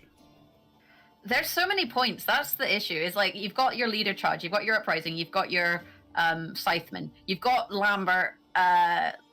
What's his face? Eskel. Eskel and Vesemir, Witcher trio coming out to play now, which is a big boy play, and you've got a huge Urdin. I don't know. There's like so many big point swings here. I don't want to call it. Do you think it'll be close? Let's have that conversation. I mean, never underestimate the amount of points a Uridan can be, Jag, as well as this final Siphon from Leader. Lots of boosts over the board of Paj as well. It's going to be, like, the board space comes into it as well, right? We talked about the clog potentially being on the Northern Realm side, but when you factor in these two operatives coming back, as well as the leader ability, that's a lot of cards that are going to be on the side of the Nilfgaardian here, which is Pajabol in this case. Mm-hmm. So the leader has been used as well. Yeah, he's got complete information now, right? So he knows what's in Xiwer's hand before he plays any cards. That is one thing that is worth considering. The assimilate value on that Leo means that Double Cross still playing for big value, and he's got the 2 points of damage from the Slave Hunter, which means he can kill the Joachim with the coup de grace and put it into the graveyard to set up the Cantarella. So Menno, coup de grace, but let's see the rope, because this is the thing with the Spectator. Sometimes it looks like they're roping, but they ain't roping. Another nice find there as well. The Slave Hunter getting that assimilate value as well. Just important to remember that the Usurper has still not been clicked. So while it looks like it's a 47-point game, Jag, it's more like a 59-point game right now. It's going to be really interesting to see this Cantarella play as well. Will we see Paj put a card on top of the deck, or will we even potentially see just a high roll off the Cantarella as well? You did the math. With that said, the space, like, where's the Usurper? Where's the operative gonna go? He can't move to another roof to do his yoga and sun salutations at the moment. because there is absolutely no space on Exeter's side of the board. 14-point versus I don't know. I think this mountain might be too big for Exeter, even with the Erden. It's hard to say though. Yeah, and is that bricked operative going to be disastrous? Now, I'm not certain on the hunters if they can self-damage. Certainly raiders in Skellige can have the option to damage your own units. I'm not sure if the slave hunters have this option. I must confess, Jag, Nilfgaard, not my favourite faction, so I don't play an abundance of the slave hunters. But if they do have the option to use that self-damage, of course, he could remove the emissary. They damage an enemy unit, so not going to be an option here for Paj. This emissary is going to be blocking the operative coming to his front row. You never YOLO the Cantarella, right? You never just be like, I'm going to get your Erden with my Cantarella 1 in 7. I mean, you have to go for your Joachim, right? It really just depends on what's in the graveyard. There's no access to this Joachim in the graveyard because both Joachims are on the board, hunter, right? So you could just kill it. You can just kill That's really true. Yeah, it's a great point. So you could kill the Joachim, put it on top of the deck. That sounds like the most reasonable line here, Jag. But maybe Paj doesn't want to play reasonably. Maybe he wants the Uridan, Jag. He goes for the Erland. Interesting. Immune Erland. Not what we were expecting. But that's just more points that cannot be interacted with as well. Of course, the Uridan not going to be able to answer this either, whereas Joachim would just play further into Joachim, right? Like this is a big Erden. There is so many boosted units. You know, it's a 30-point. Oh, it's a 40-point gap. I don't know, but there's so many boosted units. Oh, and there's no space for clicking Usurper. Like you basically just gave your opponent a load of points, effectively, right? Here comes the Uridan. Here comes the Scytheman. But its board has been clogged. The board clog. You've heard of rat clog. Well, now Nilfgaardian spies are the ones doing the clogging. Paj, with the Invo in hand, with the Erland, takes the series 3-2. It looked like his Nilfgaardian deck was going to get reverse swept, but he secures the bag and the world champ, Jag, books himself into open number 1. It's not close. It is not close. And when we talk about leader value, you can say that the Uprising was a 3-point leader, but actually double cross with all the assimilates a bit more than the 5 points. And clog champ for Pajabol. Pajabol. Welcome back, ladies and gentlemen, and Nilfgaardians, because they ain't ladies or gentlemen, to the analyst desk. And today, me and Specimen are joined by Bart and Danerai from Team Legacy. So, hello guys. Great to have you guys here. Bart, of course, you secured your spot at the Open number 1 last month, and you now know Pajabol is going to be one of the players you're up against. Danerai, of course, you've been at Opens before. You know what it's like to be in there, and you guys were watching this series with us as well. So we'll start with Bart. Bart, what did you think of that 3-2 series? Yeah, it was pretty intense overall. I think I really like it. A bit unfortunate from the first game, I would say, from the Xiwer's side, but overall it was pretty good, intense series. Great, thank you. And Danerai, did you enjoy the series yourself? Yeah, I did. I thought it's gonna be over at 3-1, like the Skellige game, right? Like I didn't expect Xiwer to still make it, especially since like he drawn pretty badly here, but Paja had the bricked Mano, so I think that was like the most interesting game of the series. And overall, like the series was pretty cool, but I also think the first game was key. Like that was the game to win for Xiwer, the Araka's Queen versus NR, and unfortunately he didn't draw well, but also Paja just had the line that completely took him off guard. Yeah, that decision for Paj to use a few leader charges, commit his Yennefer. Of course, like the Uridan was in the deck for the Northern Realms Witches, which should be quite a big impact in that series. Was there anything in particular you think that Paj did? So you mentioned like the play that you thought was good. What was it exactly that Paj did that made it difficult for Exeter in that first matchup? Of course, Uridan being in both players' decks was quite an interesting one. What did you think about Paj's line? Like, what was the deciding factor? I think factor? the tempo pass was really good because it denied Xiwer establishing the carryover. He couldn't force the Vesemir later, and and also he was just forced to pass, and this Yennefer with leader charges was just huge tempo that with assault it was like impossible to catch up with it, I would say. Yeah, but obviously Xiwer did miss assault, so he had to like go for the line with the leader, and he like roped out and miscounted, and there was like the tie. Yeah, so that was like very unfortunate. And then obviously he like still didn't draw assault in round 3, and he decided to like give up. But that was I think unwinnable from like this point. So as a pro player, how do you get past those kind of situations which cause you to tilt? You know, I feel like as a player that would be really tilting for me, that you miscount and then you draw terribly, and that's the very first game of the finals. Like, how do you adjust your mindset in those situations? I think you just need to like talk to yourself that it was just one game, I can still come back, it's not over yet, and something like that, and it will always like keep you in the game, you know, this kind of when you just will make your mindset like that, I think. Yeah, so I basically often do go like outside between the games. Like you can, for example, tell you need to use the toilet or something, but it's not, you cannot always do that.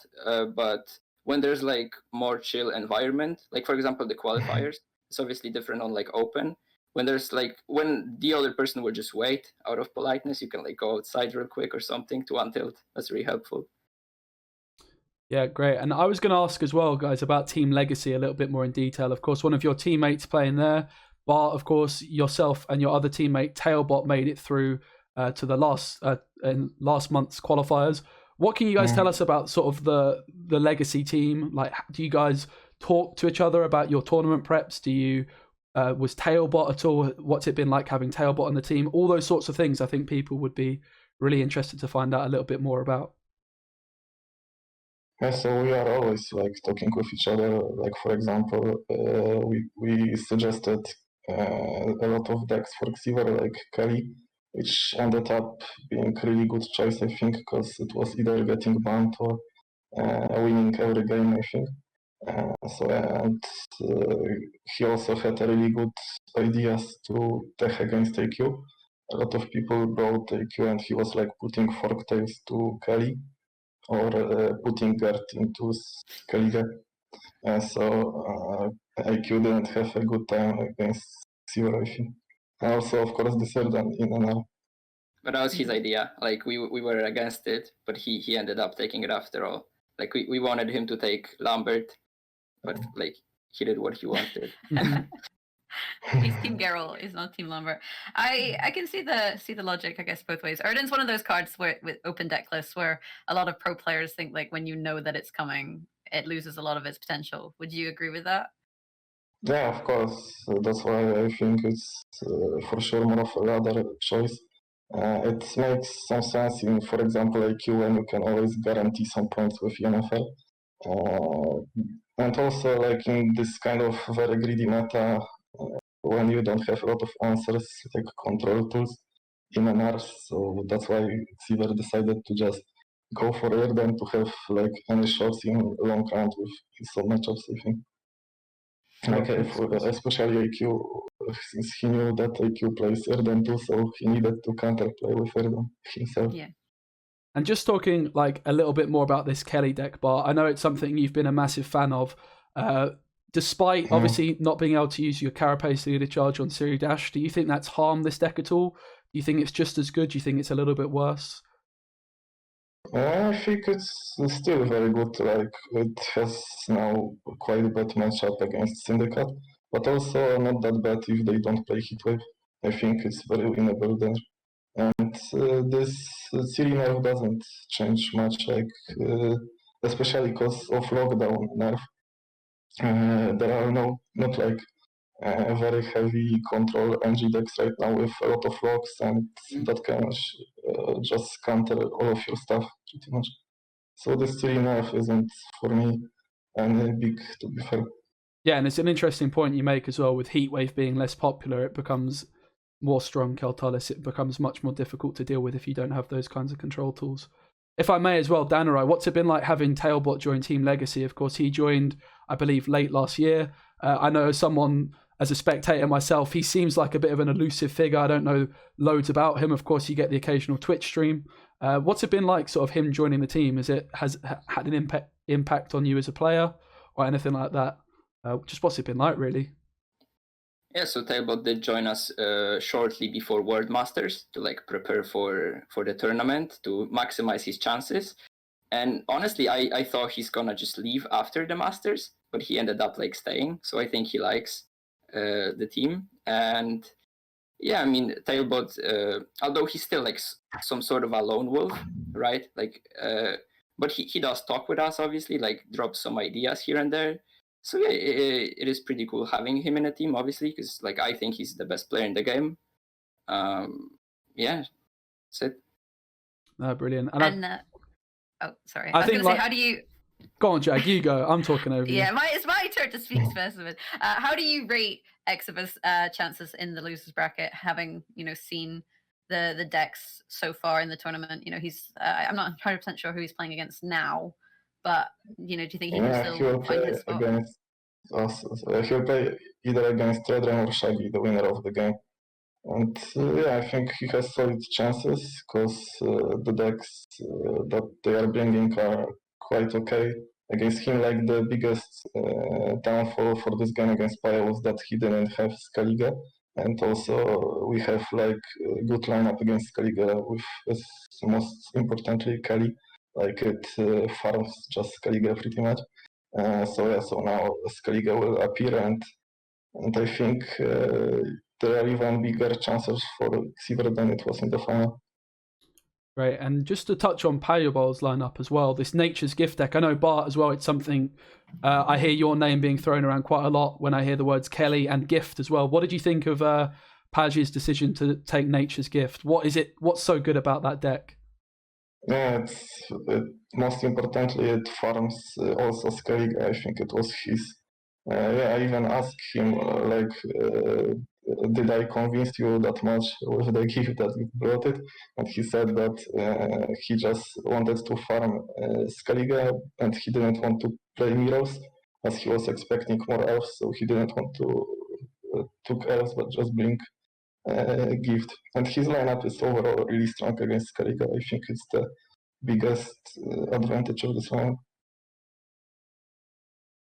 Okay, well, thank you so much to Bart and Denerai for giving us a little bit of insight into Team Legacy, into the different players' strategies, and a pro player perspective on the matches. There is still more to come here on Specimen's channel, as me and Specimen will be casting the finals of the losers bracket. So Xiwer versus either Red Ray or Shaggy, which I believe is happening right now. Specimen? Yeah, I need to double check as well exactly when that's happening, but it certainly should be happening soon. And Dan and Bart, we're going to ask you guys hopefully to come back a bit later on as well. So thank you guys very much for joining us. Just while Jag and I get back in a call, I'm going to show you some best bits from my stream. So there's probably some embarrassing moments happening here. So yeah, thanks again, Bart and Dan. Thank you. Bye-bye.